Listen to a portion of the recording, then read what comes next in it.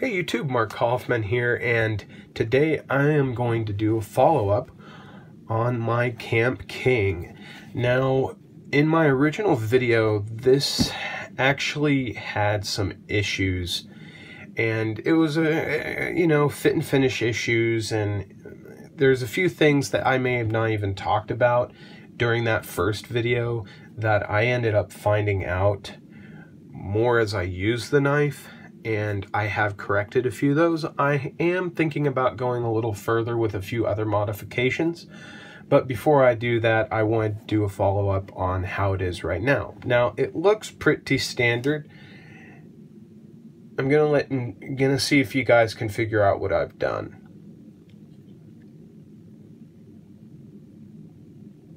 Looks pretty much the same, right? Well, it's actually going to take another Kamp King for you to actually see what I've done. Now, when these came out, I actually bought 2 of them. They're so stupid cheap that why not buy 2? So this is actually one that I had kept just in case if this one hit the bucket or something happened. And I'd have to say that this one's actually the better one of the 2. Hence why I've been carrying it, and I'm going to show you why. Now, this is the second time I've pulled this out, so I don't really have a good relationship with this knife just yet, but the first thing that stood out to me when I first got this one was the spacing. I mean, the spacing is pretty bad. It's so poor that, let me see here.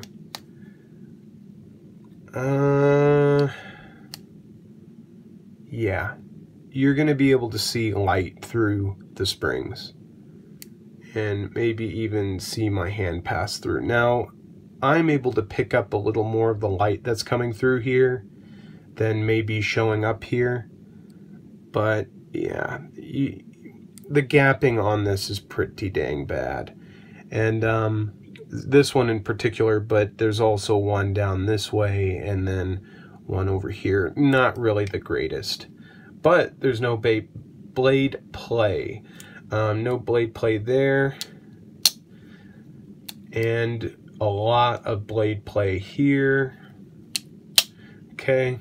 So, I mean, not the best fit and finish. Now, one of the things I'm just realizing off the bat is actually the awl on this is fitted better than the awl on here, and that's another thing I've been thinking about doing differently on this, but the problem with it is the kick file is actually like way down here.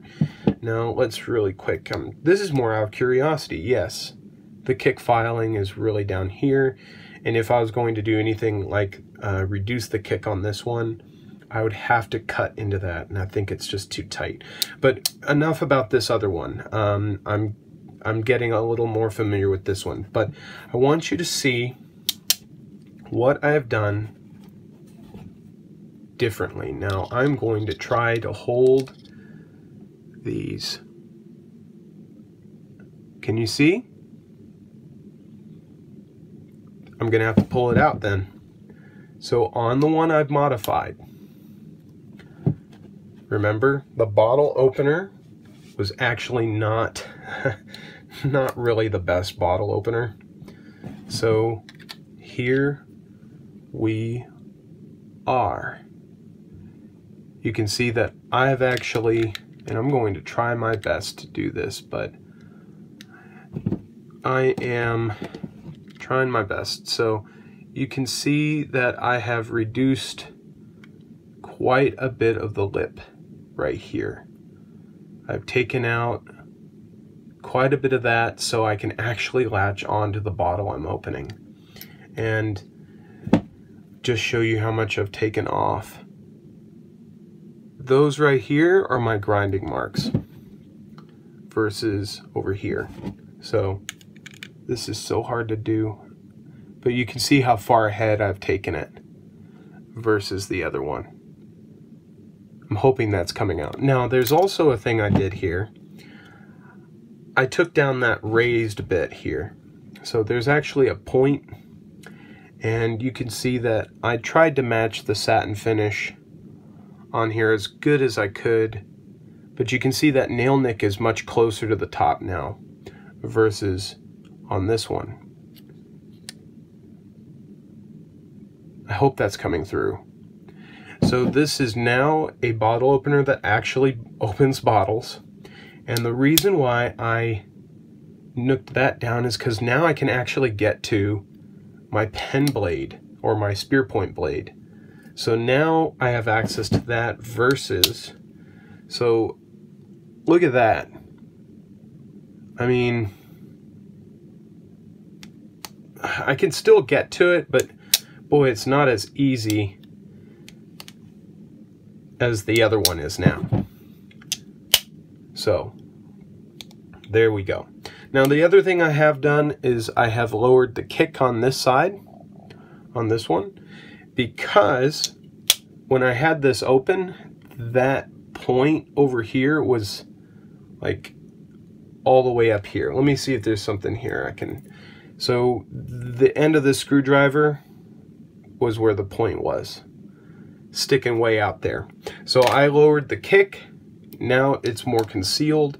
Now the next thing, so those are the modifications I've done.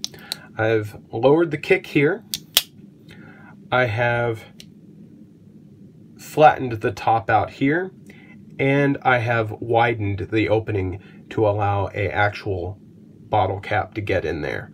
So those are the modifications I've done. I'm probably going to keep this one the way it is just for display purposes. So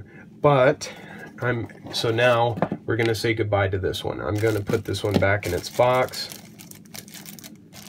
really quick, and I'm going to now discuss what I'm going to be doing with a few more modifications to this, like where I'm thinking about going with this. So now that I've lowered this, I want to lower this. I'm going to probably, you can see where that's been grinded. I'm probably going to round this off from here to there so the kick goes a little lower.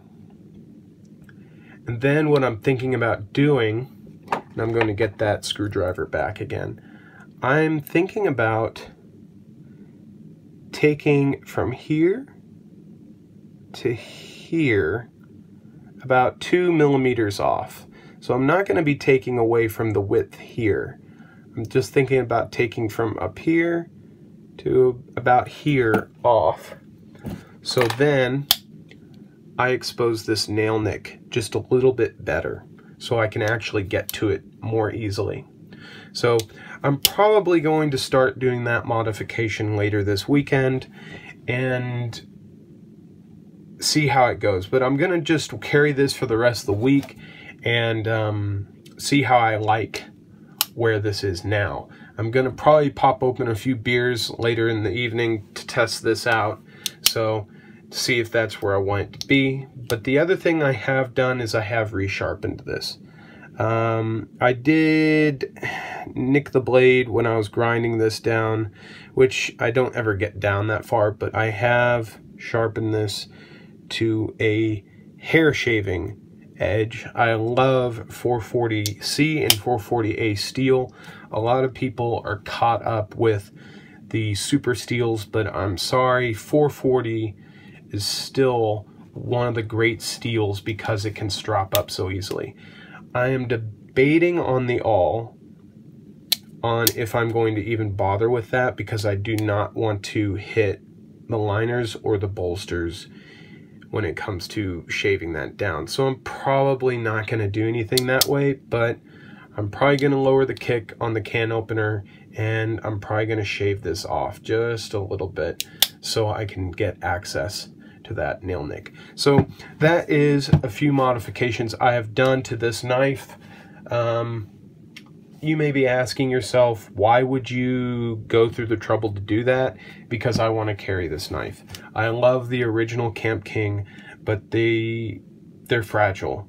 I'll just say that. They're not the best knife to carry right now, and this one is just built so much better. Even though the springs are a little spaced out, not perfect, for $15, I mean, you can't really get a great, or you can, I mean, there's always Swiss Army, but you can't get a knife like this for any lower than that. I mean, we've got bone inlays, we've got a nickel silver shield, we have nickel silver bolsters, stainless steel springs, stainless steel blades and tools, a nickel silver lanyard, not lanyard, bail. I mean, really, this is a great little knife, and I just feel like the modifications I've done to it make it just a little better.